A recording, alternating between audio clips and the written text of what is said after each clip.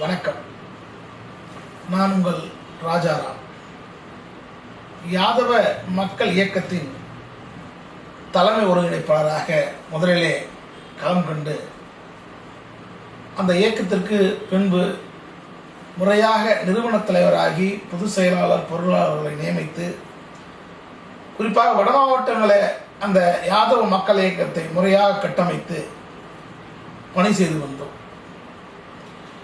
அப்படி பணி செய்து வரும்பொழுது சங்கமாக இயக்கமாக குரல் கொடுத்தால் எடுபடாது என்ற ஒரு சூழலில் தமிழக முன்னேற்ற கழகம் என்ற ஒரு அரசியல் கட்சியை பதிவு செய்து திருத்தணியிலே துவங்கிய அந்த பயணம் 28 மாவட்டங்களில மாவட்ட நிர்வாகிகளை நியமித்து 52 மாவட்ட செயலாளர்களை நியமித்து 40க்கும் மேற்பட்ட மாநில பொறுப்பாளர்களை நியமித்து 163 தொகுதி பொறுப்பாளரை நியமித்து இன்று அந்த பயணம் வெற்றிகரமாக சென்று கொண்டிருக்கிறது. முதலிலே கட்சியின் அறிமுக கூட்டம், மாவட்ட செயலாளர் கூட்டம், மாவட்டந்தோறும் சுற்றுப்பயணம், பிறகு முறையான செயற்குழு பொதுக்குழு, இதையெல்லாம் முறையாக செய்து வரும் நீங்கள் வருகிற சட்டமன்ற தேர்தலில் யாரோடு கூட்டணி, எத்தனை சீட்டு வாங்க போகிறீர்கள் என்ற கேள்வி நம் பொறுப்பாளர் மத்தியிலும் சக சமுதாய மக்களிடம் சக அரசியல் கட்சி நண்பரிடம் கேள்வியாக வினா வந்து கொண்டிருக்கிறது, தினந்தோறும் வந்து கொண்டிருக்கிறது. இந்த இயக்கமும் இந்த கட்சியும் துவங்கியதன் முதல் நோக்கம் நாம் அடையாளப்பட வேண்டும், பின்பு அதிகாரப்பட வேண்டும் என்ப ஒற்றை இலக்குதான். அடையாளப்படாமல் அதிகாரம் பெற்றால் அந்த அதிகாரம் நிற்காது. அடையாளத்தோடு அதிகாரம் பெற வேண்டும் என்ற ஒற்றை வரியில் நாம் தெளிவாக நிற்கின்றோம். இந்த தேர்தலில் யாரோடு கூட்டணி என்ற ஒரு வார்த்தை பலமாக குறிப்பாக 10 நாட்களாக ஒலித்துக் கொண்டிருக்கிறது. இதற்கு நான் தனித்தனியாக பதில் சொல்வதை விட நேரலையில் உங்களுக்கு பதில் சொல்வதை நான் கடமையாக கருதுகிறேன். ஒரு சமுதாய இயக்கம், ஒரு சமுதாய கட்சி முதலில் அடையாளப்பட வேண்டும். அதன் அடிப்படையில் தான் பணிகளை செய்து வருகிறோம். இந்த தேர்தலில் எங்களுக்கு சீட்டு வேண்டும் என்பதில் எந்த விதமான மாற்று கருத்தும் இல்லை. ஏனென்றால் ஒரு அரசியல் கட்சி என்பது போட்டியிட வேண்டும், தேர்தலில் களங்காண வேண்டும், அதுதான் அரசியல் கட்சி, அதில் மாற்று கருத்து இல்லை. ஆனால் என் சமுதாயத்தின் கோரிக்கைகள், பல்வேறு கோரிக்கைகள் கிடப்பில் கிடக்கும் பொழுது நான் அதிகாரத்தை நோக்கி செல்வது எப்படியா இருக்கும் என்று தெரியவில்லை. ஆதலால் வருகிற சட்டமன்ற தேர்தலில் நாம் இதுவரை யாரோடும் முழுமையான ஒரு தீர்வு எட்டப்படவில்லை. ஆனால் நமது கோரிக்கையை, அதாவது யாதவ மக்கள் இயக்கத்தின் நீண்ட நாள் கோரிக்கையை, தமிழக முன்னேற்ற கழகத்தின் கோரிக்கையை ஏற்றுக்கொள்கின்ற கட்சிகளோடு நாங்கள் ஆட்சி அமைத்தால் அதை செய்து தருகின்றோம் வாக்குறுதி தரும் கட்சியோடு கூட்டணி வைப்பது என்பதில் மிக தெளிவாக இருக்கின்றோம். ஒரு சின்ன விஷயத்தை நான் இங்கே பதிவு செய்ய வருகின்றேன். அடையாளம் இல்லாத அதிகாரம் ஒரு காலியான ஆசனம். அடையாளம் இல்லாத அதிகாரம் ஒரு காலியான ஆசனம். அதிகாரம் இல்லாத அடையாளம் ஒரு அடக்கப்பட்ட குரல்.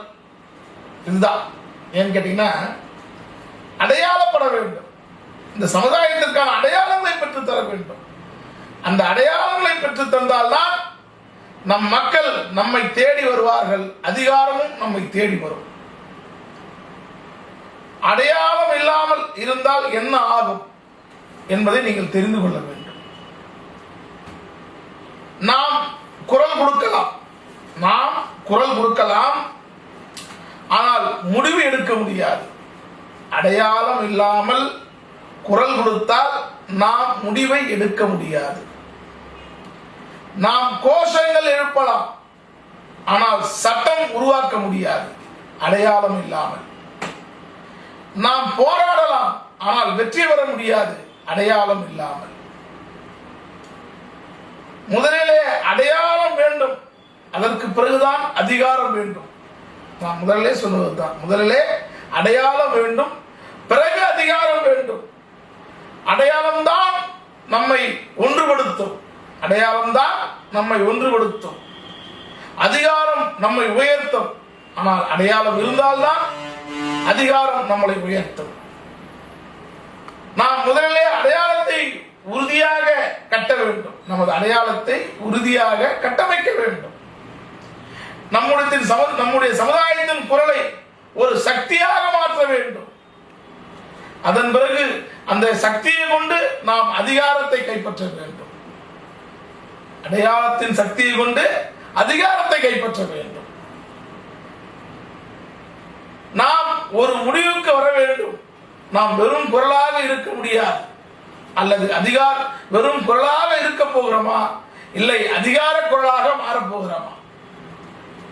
நான் உங்களிடம் கேட்க, நாம் எழுந்து நிற்க தயாரா?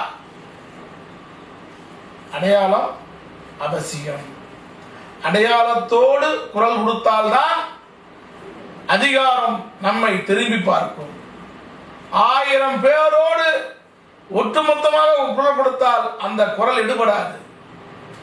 தன்னை அடையாளப்படுத்திக் கொண்டு தனி ஒருவனாக குரல் எழுப்பினால் கூட அது அதிகாரமற்ற மையத்தை நோக்கி நிற்கும். ஆகவே இந்த சமுதாயத்தின் கோரிக்கைகளை ஏற்றுக்கொள்ளுகின்ற கட்சிகளோடு நிச்சயமாக கூட்டணி களத்தில், ஆதரவு களத்திலே நாம் நிற்போம். அதில் மாற்று கருத்து கிடையாது. நீண்ட நாள் கோரிக்கை கால்நடை நலவாரியம், நீண்ட நாள் கோரிக்கை ஐயா அழகுமுத்துக்கோனின் அரண்மனையும் மணிமண்டபம் கட்டி சுற்றுலா மையக்கமான நீண்ட நாள் கோரிக்கை மேய்ச்சல்களை மீட்டெடுக்க வேண்டும். நீண்ட நாள் கோரிக்கை ஐயா அழகுமுத்துக்கோன் சிலை இருக்கின்றோம் எழும்பூரிலே இந்த சாலைக்கு அவர் பெயர் வைக்க வேண்டும். நீண்ட நாள் கோரிக்கை ஒரு இந்திய சுதந்திர போராட்ட வீரரின் பாடநூலிலே பள்ளி புத்தகத்திலே அவர் வரலாற்று இடம்பெற வேண்டும் என்று. நீண்ட நாள் கோரிக்கை வட மாவட்டத்திலே கல்துணாக இருக்கக்கூடிய செஞ்சி கோட்டை தமிழ் மன்னன் ஆனந்த கோணால் கட்டப்பட்ட கோட்டை வரலாற்றை மீட்டெடுக்க வேண்டும். இப்படி பல்வேறு கோரிக்கைகளை ஏற்றுக்கொள்ளுகின்ற கட்சிகளோடு ஏற்றுக்கொண்டு ஆட்சி அமைத்துடன் இந்த கோரிக்கைகளை நிறைவேற்றி தருகின்ற கட்சிகளோடு கூட்டணி வைப்போம். நிச்சயமாக நாம் அமைக்கின்ற கூட்டணி நாம் அடையாளத்தை பெற்றுத் தரும், பின்பு அதிகாரத்தை பெற்றுத் தரும். ஒன்றுபடுவோம், வென்றிடுவோம். நாம் யாரை ஆதரிக்கின்றோமோ அவர்களோடு களம் காண்போம், வெற்றி பெறுவோம். நன்றி, வணக்கம்.